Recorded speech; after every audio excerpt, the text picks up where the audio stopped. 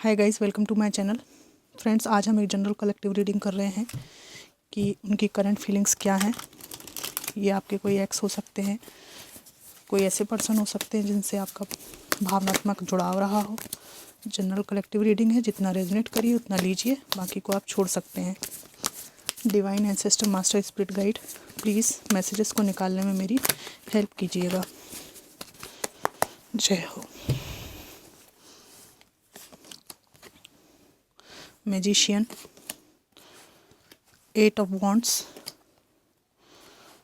3 of cup, 5 of cups, strength, 10 of wands, queen of swords, hangman, ace of pentacles। Bottom of the deck है the moon. इनकी current feelings में मुझे सबसे पहले दिखाई दे रहा है कि ये व्यक्ति अपने जीवन में जिम्मेदारियों के बोझ तले दबे हुए हैं। ठीक है, ये फैमिली की जिम्मेदारी, पेरेंट्स की जिम्मेदारी या जीवन की जो परेशानियां हैं वो हो सकती हैं जो इनके कंधे पर लदी हुई हैं। और न केवल शारीरिक रूप से बल्कि मानसिक रूप से व्यक्ति जिम्मेदारियों को निभाते निभाते थकावट का शिकार हो चले हैं। ठीक है, बहुत थका हुआ इनको लग रहा है। वहीं इनको आपके बारे में जब याद आती है तो इनको ऐसा लगता है कि एक रिश्ते के जो इन्होंने आपको रिश्ते में जो दर्द दिया उसके बाद से आप लोगों ने अपने आप को इतना समर्थ और सक्षम बना लिया है कि आप लोग पलट के इनकी तरफ देख ही नहीं रहे हैं। ठीक है, आपने अपने लाइफ में अपने हिसाब से चीज़ों को मैनिफेस्ट करना, परिश्रम करना, संघर्ष करना, ये सब चूज़ किया है। और इनको अपने जीवन में जो इमोशनल लॉस है उसके कारण बहुत पीड़ा हो रही है, बहुत तकलीफ़ हो रही है। इनको लगता है कि जिन परिस्थितियों को आज मैं सहन कर रहा हूँ या कर रही हूँ, क्या वो रिश्ता मैं अपने पर्सन के साथ नहीं निभा सकती थी या नहीं निभा सकता था। ठीक है, यहाँ पर इनको आपकी स्ट्रेंथ दिखाई दे रही है कि बहुत साहसी व्यक्ति आप हो चले हैं। बहुत ज़्यादा मेहनत आपने, संघर्ष किया है और अब आपको सिंगल एनर्जी में रहना पसंद है। और यहाँ पर इनको ये भी लगता है कि वक्त ने आपको ऐसा बनाया है। पहले तो आप इनके चक्कर में बहुत कमज़ोर हुआ करते थे लेकिन अब आपकी एनर्जी में प्रैक्टिकलिटी ज़्यादा है, इमोशंस कम हो गए हैं, ऐसा इनको लगता है। ठीक है, एक तरफ इनके जीवन में बहुत ज़्यादा बर्डन्स हैं, वहीं दूसरी तरफ आपके प्रति इनका लगाव है और आपका इनके प्रति लगाव कम हो गया है, इनको ऐसा लगता है। और जीवन में इनको स्टकनेस महसूस होती है, लटकू हो गए हैं, ये लटक गए हैं एकदम, कुछ समझ में नहीं आ रहा है कि इनको क्या करना चाहिए। वहीं कुछ लोगों के पर्सन की लाइफ में एक फाइनेंशियल स्ट्रगल भी मुझे दिखाई दे रहा है कि यहाँ पर ये जीवन में अभी भी फाइनेंस को लेकर, जॉब को लेकर परेशान हैं और हर बार इनको नई शुरुआत करनी पड़ती है। इनके जीवन में नेगेटिविटी का भी मुझे बहुत ज़्यादा बोलबाला दिखाई देता है कि आसपास नेगेटिविटी, नकारात्मकता, डिसीजन मेकिंग पावर का कमज़ोर होना दिखाई देता है। और आपके पर्सन ये सोचते हैं कि आपके साथ रिश्ता तो पूरी तरह से ख़त्म हो ही गया है और किसी भी तरह से ये अब आप चलाने के लिए तैयार नहीं है। इस तरह की यहाँ पर बात है। आपके पास कई अपॉर्चुनिटीज़ हैं, आप वहीं इनको ऐसा लगता है कि आपके जीवन में बहुत सारी अपॉर्चुनिटीज़ हैं, बहुत सारे नए अवसर हैं। और ऐसा भी है कि इनको चुनने के अलावा भी आपके जीवन में बहुत सारी चीज़ें हैं, बहुत सारे ऑप्शंस हैं। और ऐसा कुछ नहीं है कि ये नहीं है तो आपको दूसरा जीवन साथी नहीं मिलेगा। और यहाँ पर एक सेकंड मैरिज या थर्ड मैरिज का भी कार्ड है जो इन्होंने की है।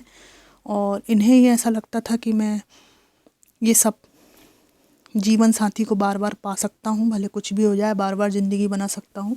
पर अभी कुछ हाल ही में इनको ये एहसास हुआ है कि ये सब जो है आप भी कर सकते थे, पर आपने किया नहीं, क्योंकि आप एक लॉयल पर्सन थे। आपकी तरफ आना चाहते हैं, ठीक है, तेज़ी से आना चाहते हैं, इनका बस चले तो उड़कर आ जाएं। पर यहाँ पर इनको लग रहा है कि अब वो समय रहा ही नहीं कि आप इनके आने का स्वागत करेंगे खुले दिल से। अब इनको ये पता नहीं चल रहा है कि आपकी तरफ आप आगे आने नहीं दे रहे हैं, और इनको बहुत कन्फ्यूज़न है कि लाइफ में इनको कहाँ जाना है, और एक खाली खाली सा इनको जीवन में लगता है। कोई लक्ष्य इनको नज़र नहीं आता, क्या करें क्या ना करें, कन्फ्यूज़ व्यक्ति है, ठीक है। और यहाँ पर आपका कोई इनको अता पता ही नहीं चल रहा है, और इनको ये कन्फर्म है कि अगर इन्होंने आपकी तरफ आने का प्रयास किया तो आप बिल्कुल या तो झगड़ा करेंगे या इनको कुछ ऐसा सुनाएंगे, मतलब आपके ऑरा से ही इनको ऐसा लग रहा है कि नो एंट्री है आपकी तरफ। नो एंट्री का बोर्ड लगा रखा है आपने अपनी ज़िंदगी में। कुछ मैसेजेस इनके पढ़ूंगी मैं। My life is a mess right now, it is dark without you, I need to hold back my true feelings for you, I was hurt by you. कुछ कहा था आपने जिसकी वजह से इन्होंने हर्ट महसूस किया, या कोई गलतफहमी आपके बारे में इनको थी जिससे उस टाइम पे हर्ट हो गए हैं कोई सुनी सुनाई बात से। This will this pain ever stop, कभी ये तकलीफ़ दूर होगी क्या? Life without you is hopeless, dark and depressing, I miss your light. आप इनके जीवन में आशा की किरण थे, और ये कह रहे हैं कि तुम्हारा प्रकाश मैं मिस करता हूँ। बहुत बुरा लगता है आपको छोड़कर इनको। मैं यहाँ पे कुछ मैसेजेस निकालूंगी एंजल्स के, देखते हैं वो क्या कह रहे हैं आपसे।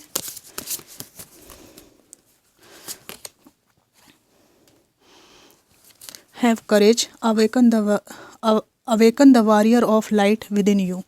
आपके अंदर जो योद्धा है वो आपकी स्वयं की स्ट्रेंथ है, और उस स्ट्रेंथ को आप बनाए रखें।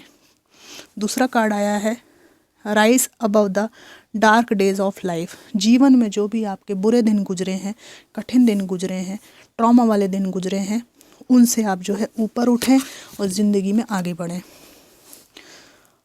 अ difficult path is being revealed, ask for help and learn that we are all connected. ठीक है, डिवाइनली पाथ पर चलने को आपको कहा जा रहा है, और जो भी परेशानियां हैं उनके लिए आप एंजल्स को पुकारें, ईश्वर को याद करें, प्रार्थना करें, उससे आपको डिफ़िकल्टी से बाहर निकलने में मदद मिलेगी।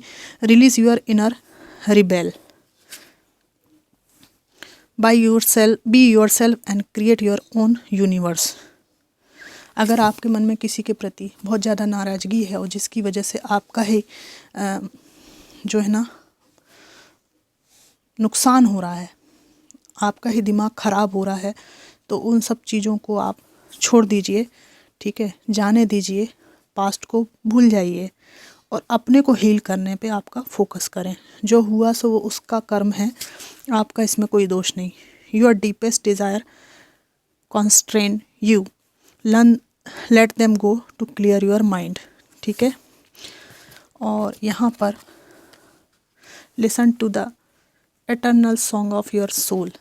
अपने हृदय की बात को सुनिए, अपने इनर सेल्फ के साथ रहिए, और लाइफ में अगर आप संगीत प्रेमी हैं तो गाइए, बजाइए, नाचिए, खुश रहिए, अपनी हॉबीज़ को पूरा कीजिए। ठीक है, और क्योंकि जीवन में ये सब पड़ाव गुजर जाने के बाद आप जो जो चीज़ कर सकते हैं, जो भी सौंदर्य है इस जीवन का, उसको आप बाद में नहीं कर पाएंगे। तो एंजल्स कह रहे हैं कि अपने हृदय को, अपनी आत्मा को जो कुछ अच्छा लगता है वो सब कर डालिए, जिसमें अपना हित छुपा हो, दूसरे का नुकसान ना हो। तो फ्रेंड्स, ये थी रीडिंग कि इनकी करंट फीलिंग्स क्या हैं। ये जनरल कलेक्टिव रीडिंग थी, कितना रेजोनेट की ज़रूर बताइएगा। Thanks for watching.